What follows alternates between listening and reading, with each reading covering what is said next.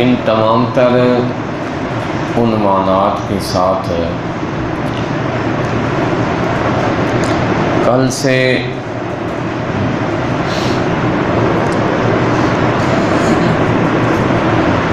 نکاح کی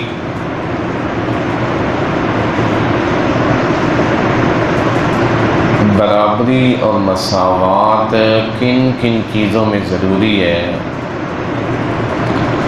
اس کا بیان چل رہا ہے،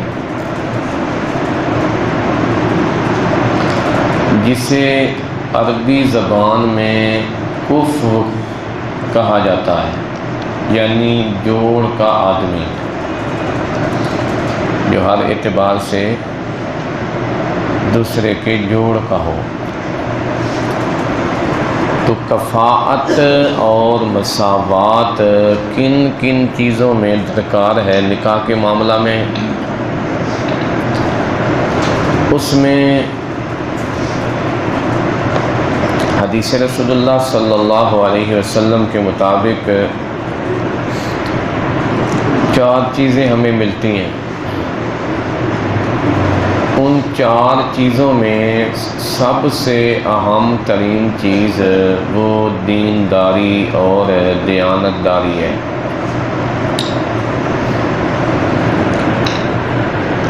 اس دینداری میں کس چیز کو دیکھا جائے گا؟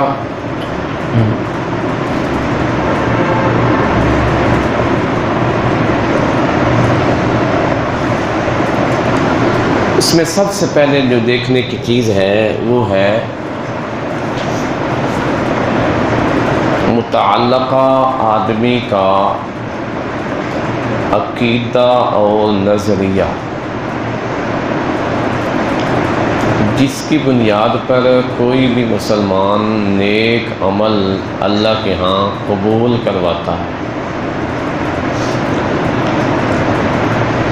عقیدے میں مساوات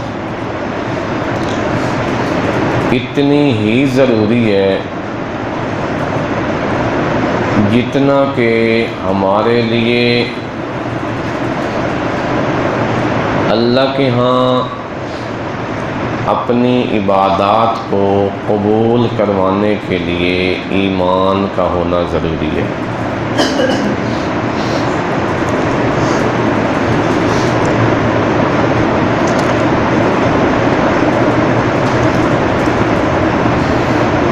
مطلقاً ابتدا میں جو میں نے تمہیدی بات کی تھی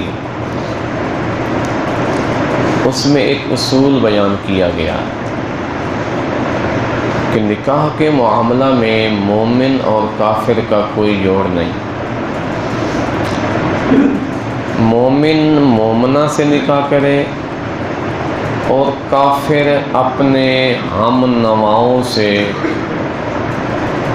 نکاح اور شادیاں رچائیں۔ اگر ہم نے اس پہلو کو نظر انداز کر دیا اور ہم نے کسی اور چیز کے لالچ میں ایمان کو پس پشت ڈالتے ہوئے کسی عہدہ کو ترجیح دی، کسی قبیلے کو ترجیح دی، کسی حسب نسب کو ترجیح دی، مال و ثروت کو ترجیح دی یا حسن و جمال کو ترجیح دی، جبکہ اس کے ساتھ ساتھ اس کے اندر ایمان مفقود ہو، یعنی ناپید ہو، معدوم ہو، تو ایسے نکاح کا شرعاً عند اللہ کے ہاں کوئی اعتبار نہیں۔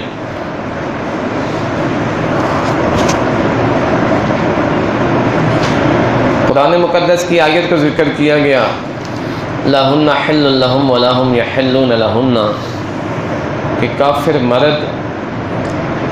مسلمان عورتوں کے لیے حلال نہیں اور کافر عورت مسلمان مردوں کے لیے حلال نہیں۔ اور قرآن مقدس کی دوسری آیت جو اس بارے میں قطعی حجت ہے دوسرے پارے کی آیت ہے،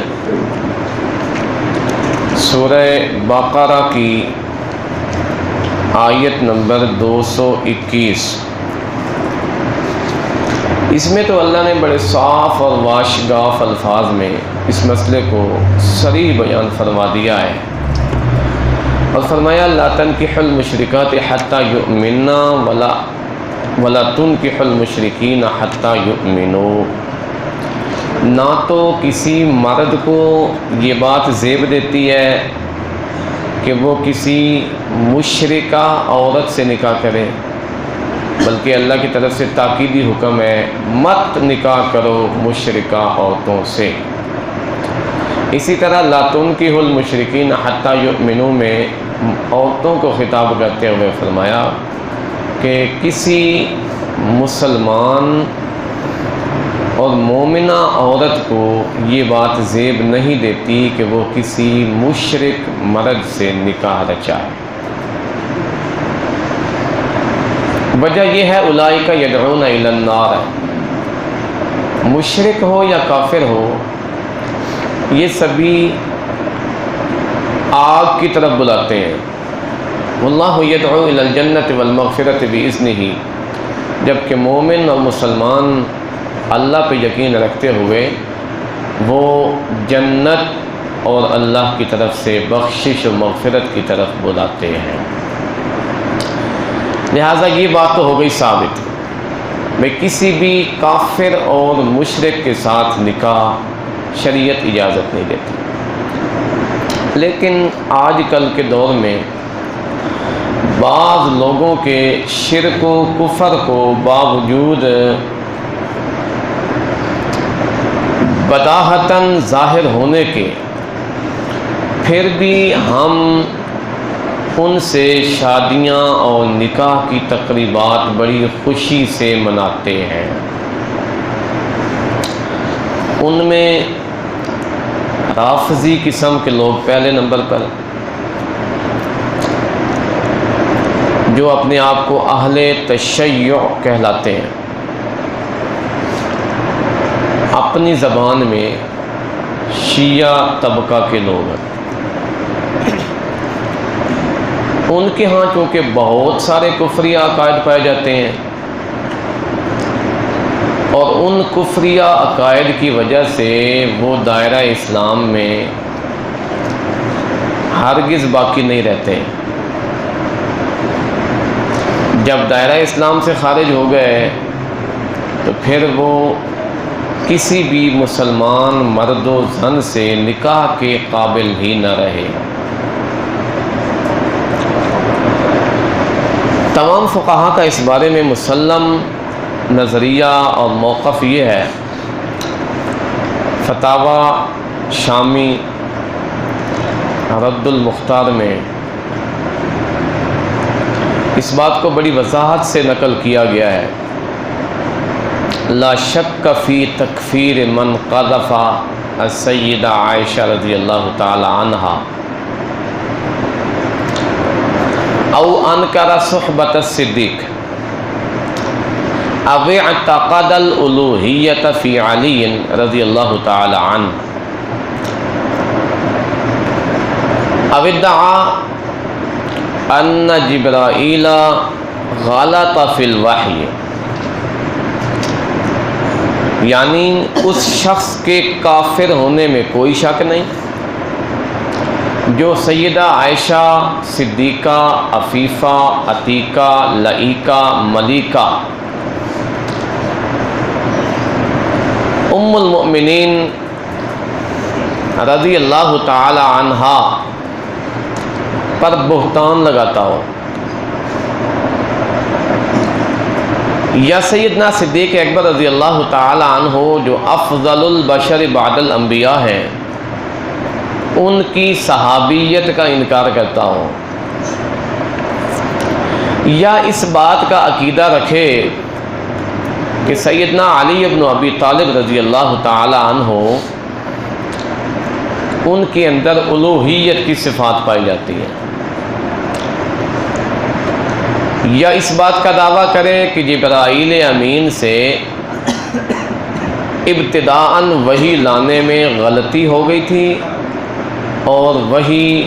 لانا چاہتے تھے سیدنا علی بن ابی طالب پر، اور غلطی سے رسول اللہ صلی اللہ تعالیٰ علیہ وسلم پر وحی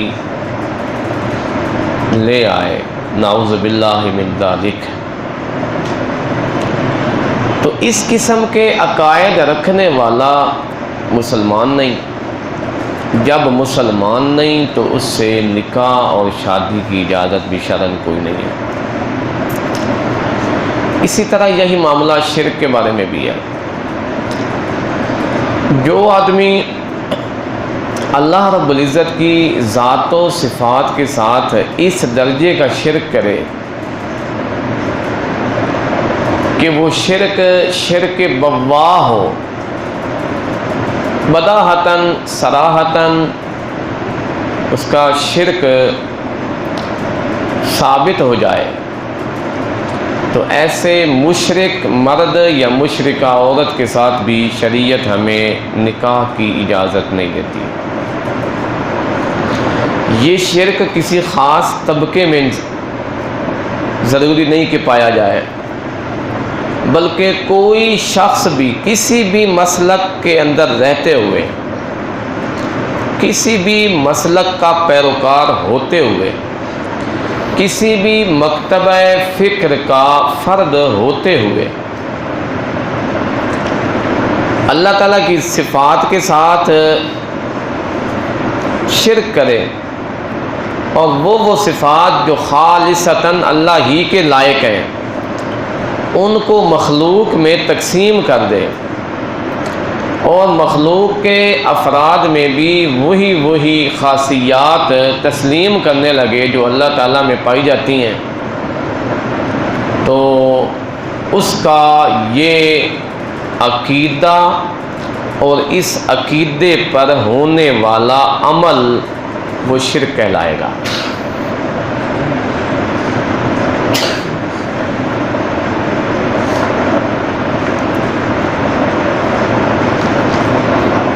مثال کے طور پر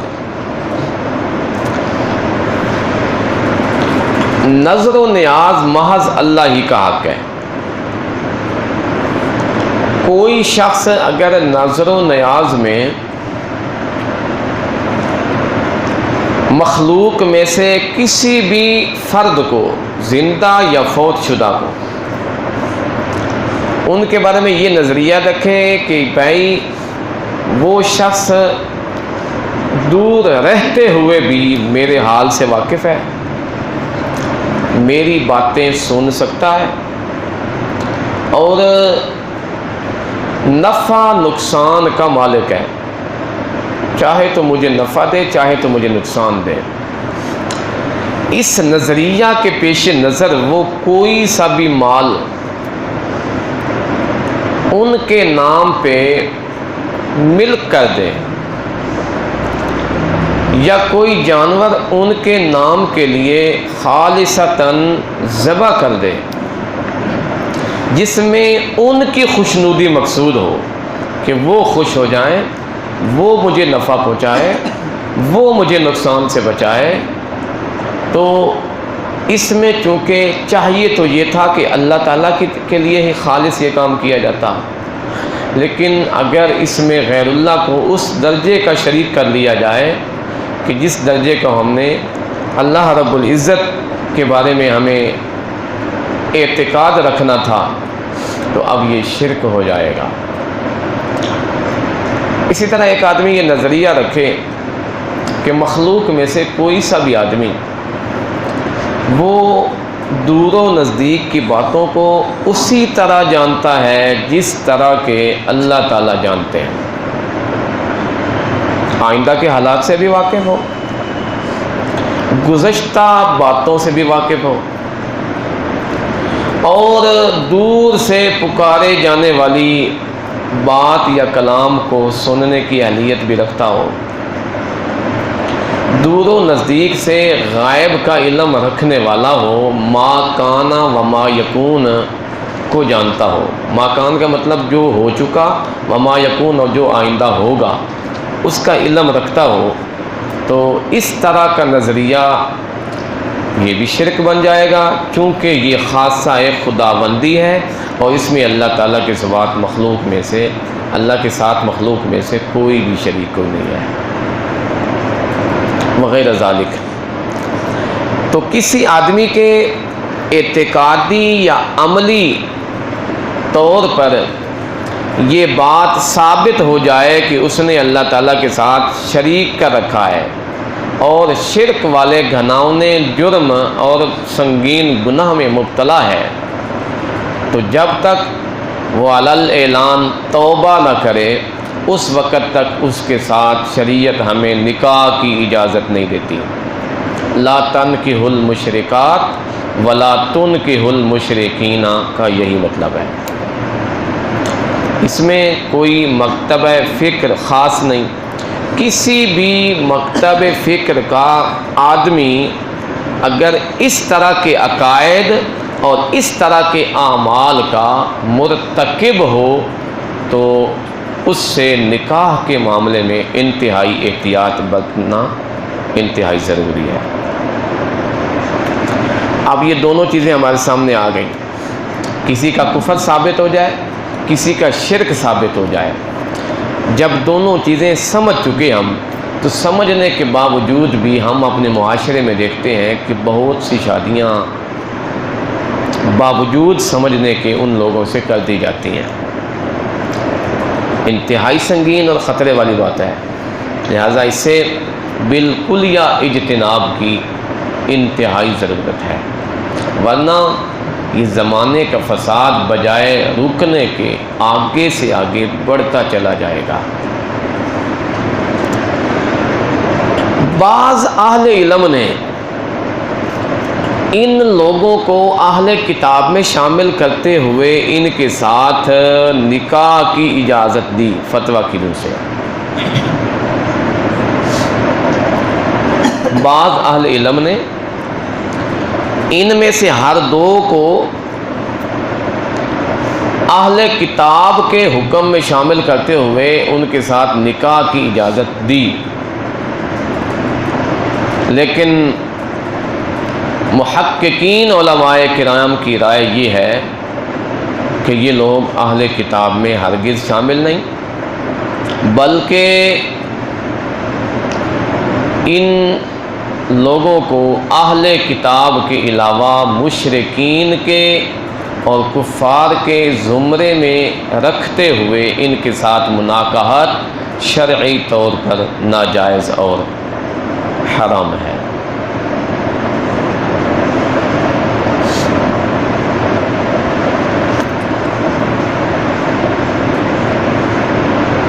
تیسری بات، کفر اور شرک کے علاوہ ایک اور چیز بھی نکاح میں دیکھنے کے قابل ہے، اور وہ کیا ہے؟ اخلاقی روش۔ جس رشتے کا انتخاب کیا جا رہا ہے اخلاقی اعتبار سے کس طرح کا ہے، کیونکہ قرآن مقدس نے بڑا شاندار اصول بیان کیا، اور سورہ نور میں اللہ نے فرمایا الخبیثات للخبیثین والخبیثون للخبیثات والطیبات للطیبین والطیبون للطیبات۔ سورہ نور کی آیت نمبر 26 ہے کہ خبیث قسم کے لوگ مردوں میں سے ہوں تو وہ خبیث قسم کی عورتوں کے لائق ہیں، اور اسی طرح خبیث عورتیں خبیث مردوں کے لائق ہیں، اور اس کے برعکس پاکیزہ مرد پاکیزہ عورتوں کے اور پاکیزہ عورتیں پاکیزہ مردوں کے لائق ہیں۔ لہذا اس چیز کو بھی دیکھنا بہت ضروری ہے۔ کتنے ہی معاشرے میں ایسے لوگ بھی ملتے ہیں جو فطرتاً خبیث ہوتے ہیں، جن کے اندر خباثت ایسی نمایاں ہو چکی ہوتی ہے کہ معاشرے میں رہنے والے اور اس کے محلے میں رہنے والے ہر شخص کو اس کی خباثت کا علم ہوتا ہے۔ لہٰذا اس طرح کے خبیث الفطرت آدمی کے ساتھ نکاح کی شریعت ہمیں اس طور پر اجازت نہیں دیتی کہ جس طرح ہمیں نکاح کرنا چاہیے، یعنی اخلاقی اعتبار سے ہمارے لیے اس کے ساتھ نکاح کرنا وہ بجائے فائدہ کے نقصان کا سبب ہو سکتا ہے۔ اگرچہ فتویٰ کی روح سے اگر وہ مسلمان ہیں دونوں تو جائز ہے، لیکن اخلاقی اعتبار سے اگر دیکھا جائے تو اس کا یہ خبث آگے بڑھے گا اور اس سے معاشرہ میں فساد اور زیادہ پھیلنے کا اندیشہ ہے۔ خباثت سے مراد یہاں پر زنا اور اس کے لوازمات ہیں۔ ایک آدمی زنا میں اس قدر ملوث ہے کہ لوگوں کے ہاں وہ مشہور ہو چکا ہے، تو اس طرح کے آدمی سے نکاح کے معاملے میں انتہائی احتیاط کی ضرورت ہے۔ اور پاکیزہ آدمی سے مراد وہ کہ جو بالکل اس طرح کی آنکھ مچولیوں سے بالکل دور ہو، اس طرح کی آنکھ مچولیوں سے بالکل دور ہو اور شریعت کے دائرہ میں رہتے ہوئے اپنے آپ کو پاکیزہ رکھے، تو ایسا پاکیزہ آدمی یا ایسی پاکیزہ عورت پاکیزہ مرد و عورت کے مناسب اور لائق ہے۔ عربی کا ایک شعر ہے، لا تسأل المرء واسأل قرینہ فإن القرین بالمقارن یقتدی۔ ہم لوگ اگر کسی آدمی کے بارے میں یہ جاننا چاہیں کہ یہ بندہ کس طرح کا ہے، عمومی طور پہ جب بیگانوں میں نکاح ہوتے ہیں نا تو پہلے اس کا تعارف لیا جاتا ہے، یہ بندہ کس طرح کی وضاقتہ کا مالک ہے، بود و باش اس کی کس طرح کی ہے، اس کا رہن سہن کس طرح کا ہے، اس کی ہم جولیاں اور آنکھ مچولیاں کن لوگوں کے ساتھ ہیں، اس کی دوستیاں اور اس کی مجلسیں اور اس کی محفلیں کس قسم کے لوگوں کے ساتھ ہیں، پہلے اس کا تعارف لیا جاتا ہے اور تعارف لینے کے بعد اگلا فیصلہ کیا جاتا ہے۔ تو شاعر نے بڑی خوبصورت بات کی،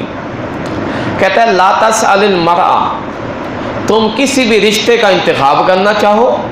کسی آدمی کے بارے میں تم یہ جاننا چاہو کہ یہ اندر کے اعتبار سے باطن کے اعتبار سے کس نوعیت کا آدمی ہے، تو تمہیں کیا چاہیے، واسأل قرینہ، اس کے دوست پوچھو کہ اس کے دوست کون لوگ ہیں، اس کی دوستیاں کن لوگوں کے ساتھ ہیں، اس کی ہمجولیاں کن لوگوں کے ساتھ ہیں۔ فإن القرین بالمقارن یقتدی، کیونکہ دوست کا کیا ہوتا ہے جی، مقتدی ہوتا ہے، اس کی اقتداء کرنے والا ہوتا ہے۔ ایک آدمی جو کام کرتا ہے تو اس کا جو دوست ہے نا وہ بھی اسی کام کا حامی اور اس کا مؤید ہوتا ہے، اس کی تائید کرنے والا ہوتا ہے۔ تو ایک آدمی اگر غلط قسم کی محفلیں اٹینڈ کرتا ہے تو اس کے ساتھ میں رہنے والا دوست بھی لازماً اس میں ملوث پایا جائے گا۔ اس لیے کسی بھی رشتے کے انتخاب میں اخلاقی نوعیت کو دیکھنا بھی بہت زیادہ ضروری ہے۔ آخری بات، کل میں نے چلتے چلتے ایک سوال اٹھایا تھا کہ بعض لوگ کہتے ہیں کہ اگر مسلمان اور مشرک کا، مسلمان اور کافر کا آپس میں نکاح جائز نہیں تو رسول اللہ صلی اللہ تعالیٰ علیہ وسلم نے اپنی پیاری دو بیٹیوں کا نکاح کافروں کے ساتھ کیسے کر دیا تھا۔ اس بات کی ذرا وضاحت کر دی جاتی ہے، اس کے بعد بات ختم کرتے ہیں۔ ہوا یہ، آپ علیہ السلام کی دو صاحبزادیاں حضرت رقیہ اور حضرت ام کلثوم رضی اللہ تعالی عنہما، ان دونوں کا نکاح ہونا طے ہوا ابو لہب کے دو بیٹوں کے ساتھ، جسے ہم منگنی کہتے ہیں، انگیجمنٹ، منگنی طے ہو گئی۔ بھائی ایک بیٹی اتبا کے گھر میں تو دوسری بیٹی اتیبہ کے گھر میں جائے گی، ابو لہب کے دو بیٹوں کا نام ہے، عتبہ اور عتیبہ۔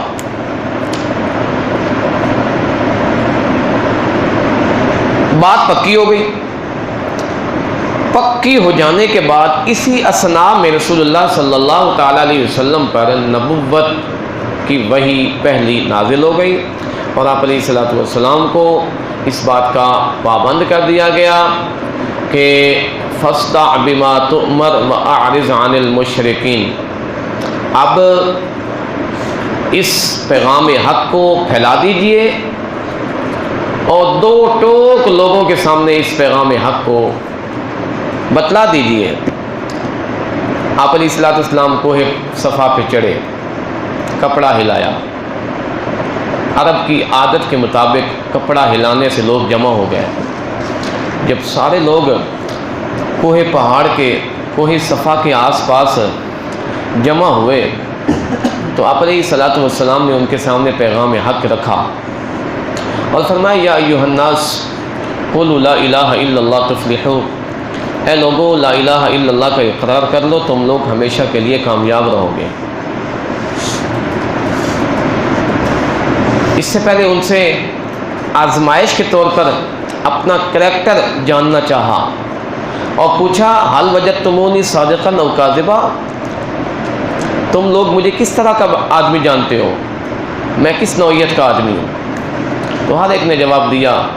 جربنا لک مرارا ما وجدنا فیک الا صدقا، ہم نے آپ کا بارہا تجربہ کیا اور ہر بار ہی ہم نے آپ کو صادق اور امین پایا۔ لہٰذا آپ جیسا صادق کبھی بھی غلط بات نہیں کہہ سکتا۔ فرمایا ٹھیک، میں غلط بات نہیں کہہ سکتا نا، تو جس طرح آج سے پہلے میں نے غلط بات کوئی نہیں کی، آج والی بات بھی میری غلط نہیں ہے اور حقیقت پر مبنی ہے۔ لوگوں، تمہارا معبود و مسجود صرف اللہ ہی ہے، اللہ کے علاوہ دنیا میں اور کوئی بھی نہیں۔ جب پہلی ضرب لگی تو ان کے کلیجوں تک جا پہنچی، اور اس میں سب سے پہلے ری ایکشن کرنے والا، مزاحمت کرنے والا وہ شخص تھا جو آپ کا چچا تھا، ابو لہب نامی، اور اس نے نعوذ باللہ بڑے سخت الفاظ سے آپ علیہ الصلوۃ والسلام کو تنزیہ طور پہ کہا تبا لک یا محمد لہذا جمعتنا، نعوذ باللہ محمد صلی اللہ علیہ وسلم تیرے ہاتھ ٹوٹ پڑے، نعوذ باللہ ثم نعوذ باللہ، یعنی جن ہاتھوں سے آپ نے کپڑا ہلا کر لوگوں کو جمع کیا تھا نا، تو نے اس لیے کپڑا ہلایا اور ہمیں جمع کیا، لہذا جمعتنا، اس لیے ہمیں تو نے جمع کیا کہ تو ہمیں اپنے معبودوں سے، اپنے بتوں سے ہٹا کر ایک معبود کے سامنے جمع کر دے۔ اللہ اکبر کبیرہ، آگ بگولا ہوا، اور آپ علیہ الصلوۃ والسلام کے ساتھ اس نے بڑا مقابلہ کیا۔ بہرحال بات آئی گئی، ختم ہو گئی، اور گھر میں گیا، اپنے دونوں بیٹوں سے کہا ادھر آؤ، بات سنو، تمہارا رشتہ طے ہوا ہے نا اس شخص کی دو بیٹیوں کے ساتھ، لیکن یاد رکھو رأسی علی رأسکما حرام ان لم تفارقا بنتی محمد، میرا سر تمہارے دونوں سروں پہ حرام ہے، یعنی میرا تمہارے ساتھ مکمل بائیکاٹ ہے اگر تم نے محمد رسول اللہ صلی اللہ علیہ وسلم کی دونوں بیٹیوں کو جدا نہ کیا تو اپنے سے، یعنی طلاق نہ دی۔ چنانچہ انہوں نے باپ کی بات کو مانا اور دونوں بیٹوں نے موقع پر ہی فوراً آپ علیہ السلام کے گھر میں جا کر طلاق کہہ دی۔ عتبہ نے تو صرف طلاق کہہ کر ان کو اپنے سے جدا کر دیا، لیکن عتیبہ نے اس سے بھی آگے بڑھ کر گستاخی بھی کی، اور گستاخی کرتے ہوئے اس نے آپ علیہ الصلوۃ والسلام پر حملہ کیا اور آپ کا کرتا مبارک چاک کر دیا، پھاڑ دیا۔ ایک روایت کے مطابق اس نے آپ پر تھوکا بھی، لیکن تھوک اس کے اپنے منہ پہ۔ آپ علیہ الصلوۃ والسلام کو یہ بات انتہائی ناگوار لگی، اور آپ نے اسے کہا، فرمایا اللہ رب العزت کی حضور بد دعا کرتے ہوئے، اللہم سلط علیہ کلبا من کلابک، یا اللہ اس ظالم پر اپنے کتوں میں سے کوئی کتا مسلط کر دے۔ چنانچہ یقین تو رکھتے تھے کہ اس منہ سے نکلی ہوئی بات کبھی غلط نہیں ہو سکتی، اس کو اس بات کا بڑا ڈر لگ گیا، یہ کیا کہہ دیا گیا ہے میرے بارے میں۔ اس کے بعد پھر وہ ہمیشہ اپنی حفاظت کے لیے اپنے ساتھ باڈی گارڈ رکھتا تھا، کہیں محمد کی بد دعا مجھے نہ لگ جائے صلی اللہ علیہ وسلم۔ چنانچہ آپ علیہ الصلوۃ والسلام کی بد دعا لگنی ہی تھی۔ ایک دفعہ شام کے سفر میں تجارت کے قافلے کے ساتھ گیا ہوا ہے، تو رستے میں ایک جگہ مقام زرقا، وہاں پر لشکر نے پڑاؤ کیا اور لشکر والوں نے اس سے محفوظ جگہ پر سلایا۔ پہلے کی طرح بڑی محفوظ جگہ پہ اپنے آپ کو رکھتا تھا، آس پاس سارے سو گئے، درمیان میں محفوظ جگہ پہ اس کو سلایا۔ تو رات کے وقت ایک شیر آیا اور شیر نے آ کر سارے لشکر والوں کو سونگھنا شروع کیا کہ میرا اس میں سے لقمہ کون ہے، میری غذا کون سی ہے۔ سب کو سونگھتا اور چھوڑتا چلا گیا۔ جب اسے اپنا لقمہ نہ ملا تو اندر دیکھا ایک شخص اندر بھی موجود ہے، پھلانگ کر اندر گیا اور اس کو یوں ہی سونگھا تو اپنا لقمہ تسلیم کر لیا، فوراً اس کے سر کو دبوچا اور وہیں پہ اس کو چیر پھاڑ کے ختم کر دیا۔ یہ ہے آپ علیہ الصلوۃ والسلام کی بد دعا، اللہم سلط علیہ کلبا من کلابک، یا اللہ اس پر اپنے کتوں میں سے کوئی کتا مسلط کر دے۔ تو اللہ نے آپ علیہ الصلوۃ والسلام کی دعا قبول فرمائی۔ سچ یہ ہے کہ آپ علیہ الصلوۃ والسلام کو جو شخص بھی اذیت پہنچاتا ہے، تکلیف پہنچاتا ہے، کبھی بھی سکھ کی زندگی نہیں پا سکتا، کبھی بھی سکھ کی زندگی نہیں پا سکتا۔ اللہ اکبر۔ اب درمیان میں ایک بات رہ گئی، بات یہ ہے کہ آپ علیہ الصلوۃ والسلام نے پھر نکاح کیوں کیا تھا؟ جب کافر تھے نکاح کیوں ہوا؟ تو جواب یہ ہے، بھائی پہلا جواب تو یہ کہ یہ نکاح والا جو حکم ہے یہ اس وقت اس پر پابندی کوئی نہیں تھی، کافر اور مسلمان کے نکاح پر۔ یہ پابندی کئی سال بعد جا کر آپ علیہ الصلوۃ والسلام پر عائد کی گئی ہے۔ یہ تو تحقیقی جواب۔ اس کے علاوہ ایک جواب یہ بھی ہے کہ آپ علیہ الصلوۃ والسلام نے ان کے ساتھ نکاح کیا ہی کوئی نہیں تھا، بلکہ صرف انگیجمنٹ ہوئی تھی، صرف منگنی ہوئی تھی، اور منگنی کے بعد ابھی نکاح ہونا تھا کہ ان دونوں بیٹوں نے، دونوں بھائیوں نے، عتبہ اور عتیبہ نے آ کر طلاق دے دی۔ تو یہاں پر طلاق سے مراد منگنی کا توڑنا ہے، نکاح کا توڑنا نہیں۔ طلاق کا مطلب چھوڑ دینا، بھئی ہم تیری بیٹیوں کو پسند نہیں کرتے، وہ ہمیں پسند نہیں کرتی، اس لیے میں آپ کی بیٹی کو چھوڑتا ہوں، میں اسے اپنے نکاح میں لانے کے لیے آمادہ کوئی نہیں ہے۔ تو دو جواب، پہلا جواب کہ اس وقت یہ حکم نہیں آیا تھا کہ مومن و کافر کا نکاح جائز ہے یا نہیں، اور دوسرا جواب کہ نکاح یہاں ہوا ہی نہیں تھا، صرف منگنی ہوئی تھی، اور منگنی آپ علیہ الصلوۃ والسلام کی بیٹیوں کی اگر ٹوٹ گئی تو اس سے اس حکم میں کوئی فرق کوئی نہیں آتا ہے۔ بہرحال یہ بات ثابت ہو چکی ہے کہ ہم نے اپنے رشتوں کے انتخاب میں سب سے پہلے دینداری کو دیکھنا ہے، اور صحیح العقیدہ اور صحیح المسلک آدمی کا انتخاب کرنا ہے، جس سے آئندہ کی ہماری زندگی ہمیشہ ہمیشہ کے لیے خوشگوار رہے۔ اور نکاح کا جو فائدہ قرآن نے ذکر کیا ہے، لِتَسْكُنُوا إِلَيْهَا وَجَعَلَ بَيْنَكُمْ مَوَدَّةً وَرَحْمَةً، کہ زندگی سکون دہ ہو، محبت، مودت اور رحمت نازل ہو، تو یہ تبھی حاصل ہو سکتا ہے جب رشتہ صحیح العقیدہ بھی ہو اور اس کے ساتھ ساتھ صحیح المسلک بھی ہو۔